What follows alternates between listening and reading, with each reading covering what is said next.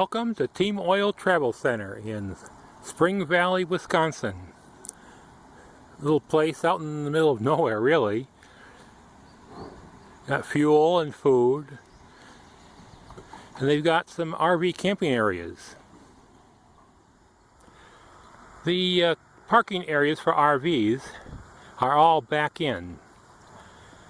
They've got electrical and water available. Now, why would I pay $20 for a night to camp here? Well, the fee for camping here is actually going to a cancer fund. And that means that the additional benefit is I can take it off my taxes. However, the problem with the last parking area that I could park in at an angle, it was it's got 30 amp, but it's the wrong kind of connector, and I don't have the adapter. Oh well. It appears there are only 4 TV channels in this area,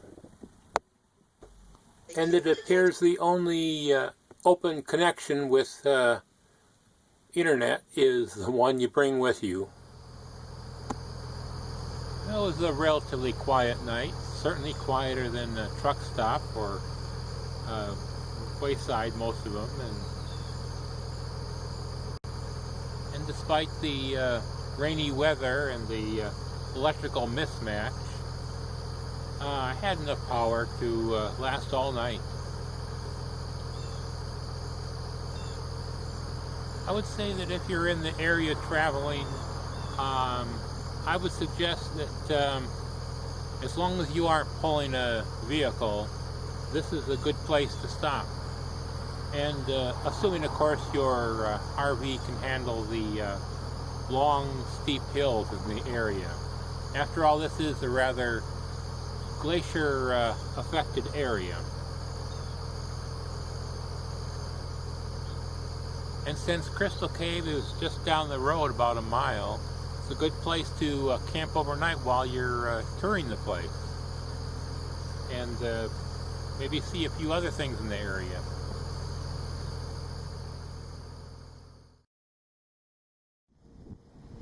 Welcome to Port Douglas, essentially Denmark, Minnesota, point in which the St. Croix River and the Mississippi River combine.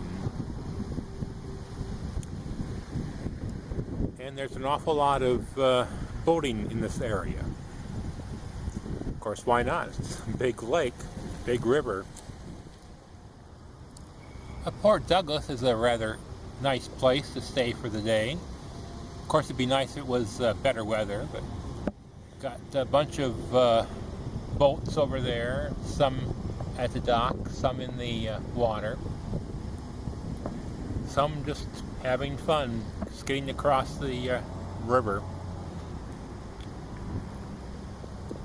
You can have some people living on the edge of the river. And then there's an actual drawbridge that crosses Highway 10 here into Minnesota. And there's lots of nice little places to sit and have a little snack, maybe do a little grilling.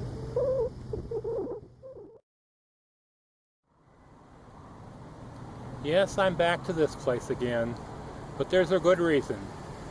That's because when I was in Wisconsin, I bought a whole bunch of real Wisconsin cheese and real Wisconsin sausages, and I need a few more ingredients to make them sing.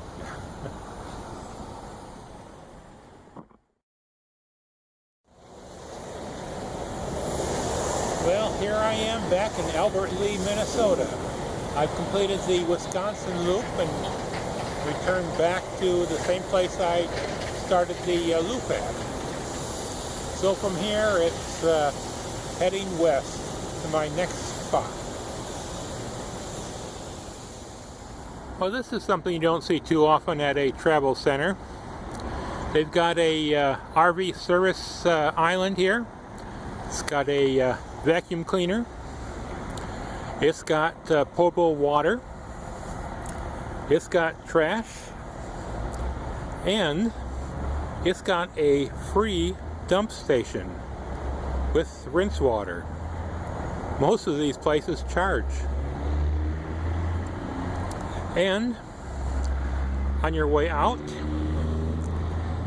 you can have them put a little propane in your tank. Well, here's something you don't see very often. A Burger King with a dump station. I'm not sure it's really associated with the Burger King, but it's a free dump station out here in Jackson, Minnesota. Of course, there's a nice big parking lot to park overnight, and a gas station across the street. Yeah, this is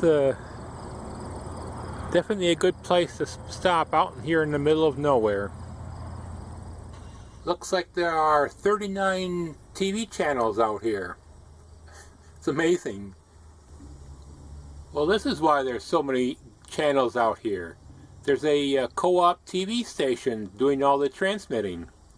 That's pretty interesting. But the only Wi-Fi you can find is the one you bring with you. Well, here I am at a rest stop. It's the last rest stop in Minnesota before reaching South Dakota. And it's rather interesting because this rest area only has room for 4 trucks. That's right, 4. So this must be a very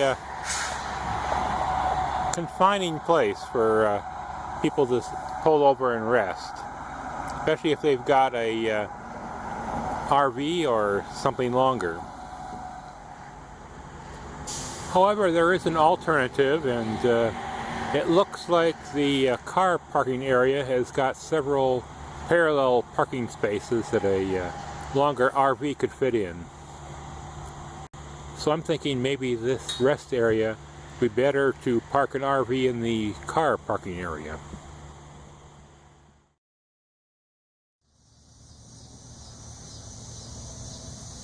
Well, it looks like I made it into South Dakota, my legal home state. Got a first rest area here, stopped at, enjoy a little lunch before I head into Sioux Falls for business, shall we say. And of course, wouldn't you know it, there's road construction going on in this part of the state, and all the way into Minnesota too. It's a good thing because the roads are kind of rough out there. I had a little trouble keeping the motorhome driving straight down the road. Not to mention all the barrels that were on the side for the one-lane road. But you know, if self-driving vehicles are in our future, I'm probably going to have the roads in even better condition than they currently are. I'm just saying.